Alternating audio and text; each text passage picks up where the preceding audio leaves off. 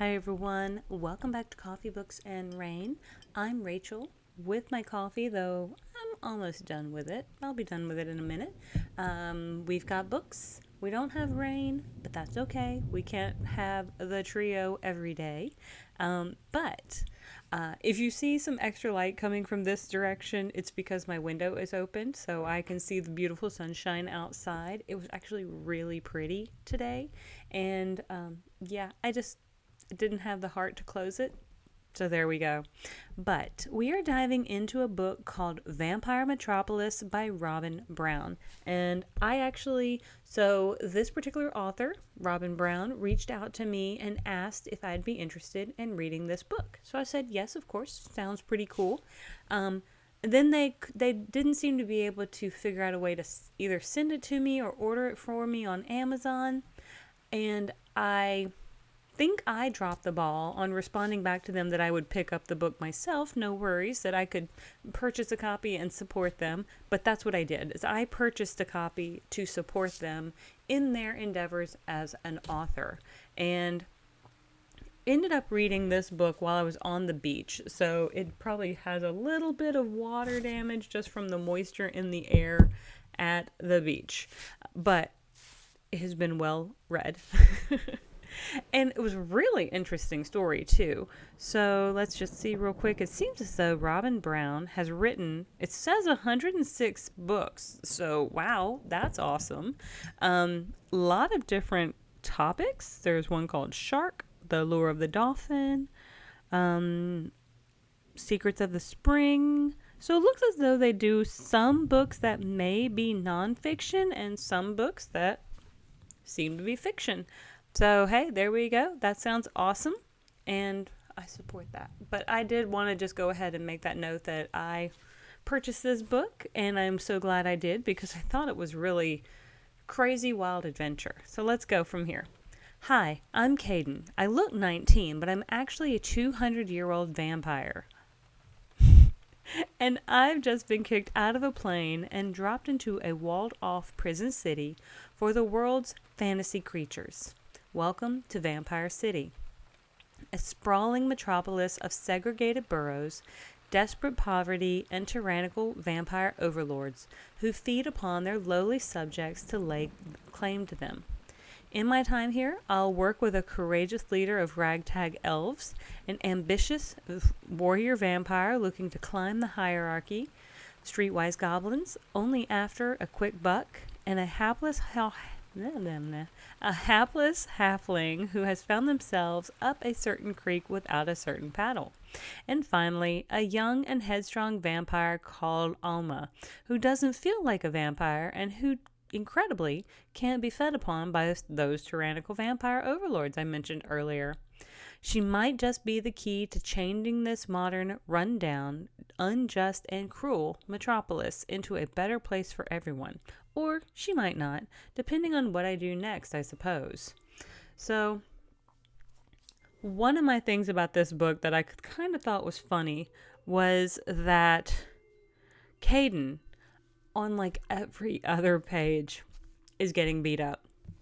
This guy never catches a break, but his arrogancy makes it seem as though he's kind of deserving of it. I mean, just saying. So when we first meet Caden, he's literally been kicked out of a plane and goes free falling down into this very tall over the city wall. Yes, he does kind of go splat. He hits a building, I guess, ricochets off the building, and then kind of lands.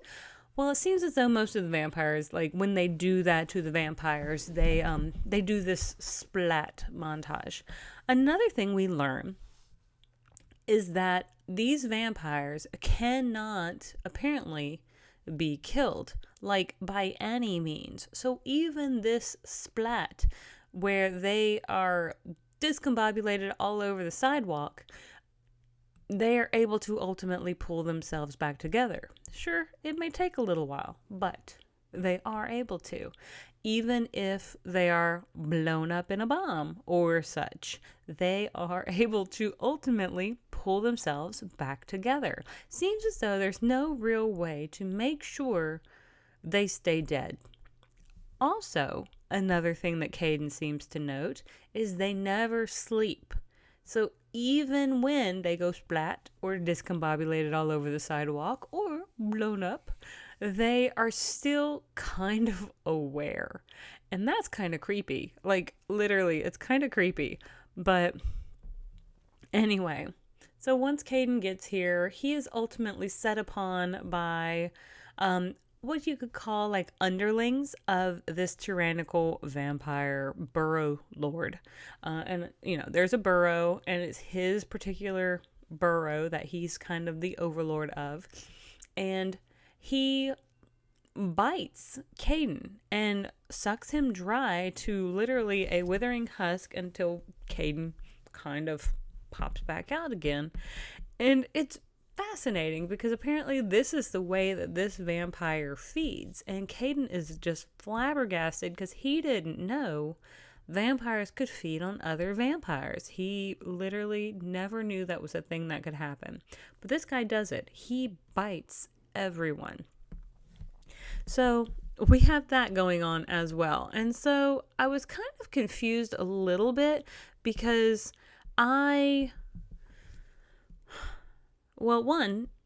it's really kind of new take on vampires, and we are trapped in this prison-like city. So all of that is nitty-gritty dirty, and it's kind of action-packed. However, a lot of the action-pack is just Caden or other people getting their butts kicked by other people. Totally fine. I mean, I guess that's what we do in this city. It made me think of the movie. Is it Judge Dredd, where we get trapped in this like kind of city block like apartment and we have to fight our way out? Because that's kind of the general premise that I'm feeling the vibe for here, is that we are trapped in this walled city and we're trying to fight to either make things better or something, because it does not seem as though we can get out. It seems as though the humans of the world have figured out a way to ensure that they can keep all of these mythical creatures contained. When I say mythical creatures, we do have like harpies, we have like kind of, is there like ogres or something like that? There's definitely goblins, there's definitely elves, but any of these mythical creatures that seem to pop up in real life are thrown over this wall or pushed through the front door of this city. And it's not so much, it is kind of good guys versus bad guys, but honestly they're all kind of bad guys. So it's just kind of like, who are the ones you want to root for? Who are the ones that are maybe slightly less evil than the others? Something like that. So fair enough. Now, it does seem as though our pacing is a little bit slow, just for me. Now, even though it's kind of action-packed with things happening on the pages, it didn't feel as though the plot moved along super quickly. And so that was just one of my thoughts, was that I felt as though for at least the first half of the book, I'm just watching Caden get beat up, and then Alma, who pops up kind of, I think he says like 5 years after he got there, and she is adamant. She is adamant when he runs into her that she's not a vampire. She's like, I'm not a vampire. And he's like, what are you talking about? You're definitely a vampire because like of all of these things. She's like, but I'm not though. And he's like, okay, so when were you bit? And she's like, 2 days ago. And he's like, what? So you're like a newbie? So we find out that she's kind of a newbie, but also she is way better at fighting than he is. There's kind of this bare knuckle boxing ring, and they bet with these, I don't remember what they called them, like chips or tickets or something, but they bet with these little things that they have, because there's not really money in this particular realm, and there doesn't seem to be food either. I can't figure it out. It's as though these magical creatures just sustain on nothing but air. And I'm very fascinated by that, because I couldn't figure out, like, okay, vampires, maybe I kind of get that. You run into a harpy, you can bite a harpy or something. But what does the harpy eat? Are they magical to the point that they are just permanently immortal? I'm not sure. Um, but the bare knuckle boxing thing, that's where I was. Caden just one after another, just beat up, and it's pretty much the first to draw blood. It's like, okay, you win, and Caden just constantly gets his ass handed to him.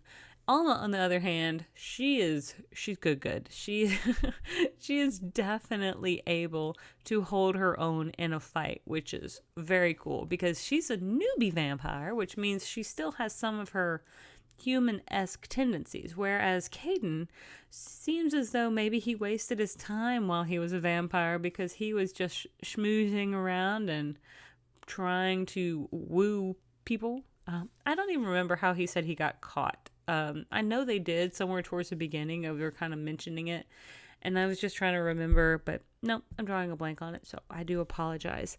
It is, but it's a kind of a fun story. It is kind of about survival, but since they can't really die, I guess it's more about wanting to lessen the suffering and make things better for everyone overall is what it really feels like. And I will say there was a part where Caden is very self-aware. Even the way he talks about himself, he kind of knows that he's an arrogant butthole, but he also comes to the realization pretty quickly that no one is coming to save him. No one is going to come out of the shadow and be like, okay, you're the chosen one, and you're the one who's going to save this city. Like, nobody does that. And he even reaches that point where he kind of realizes that. Alma, on the other hand, I think she thinks that Caden's going to be that person for her, the person who like lifts her up and like saves her from this broken, flawed world. And he's not. He's not that type of person either. He's just, even though he's our protagonist, he's really not a good dude. Like, really, he's not a good dude. And there's one particular point where he does leave a person who seems to be a closer acquaintance than others to just die. And that's when you do kind of realize, okay, well, he's definitely not, like, they can die, but he's not a good guy. He's kind of a coward. So we do have that as well. It does feel like a very unique story. I don't think I've ever read a vampire / supernatural / paranormal book that really kind of shows you the underbelly of just the supernatural against supernatural. Because there are no real humans in this book. The humans just put them into this prison-like city, and then it's just these supernatural beings with supernatural beings. So that's when everyone is supernatural, then you really all are just kind of on an even playing field again. Because once you raise that, then everybody's still at an even level. Now, of course, there's going to be people who maybe aren't quite as powerful as others, and that's fair, that's fine. But I've never really experienced a book like this that was, it was urban fantasy. It is, again, is gritty and dark. There are some humorous moments, so I want to be sure to mention that as well, that there are some humorous moments. And there is a level of each of the characters is flawed in ways that make them a little more realistic in, I guess, in whatever way you can kind of claim that in a fantasy book. Because I don't know of a single character who would be the quote-unquote chosen one, or the one who's always coming out on top, or anything like that. Even with Alma, she's got her own things going on. So there's that as well. I'm not sure if we're going to revisit this world. That would be up to our author to maybe tell us a different story within this metropolis. Maybe. We'll see. I don't know. I'm not going to say anything about nothing. To my knowledge, it's a standalone book. And yeah, I thought it was a pretty good beach read.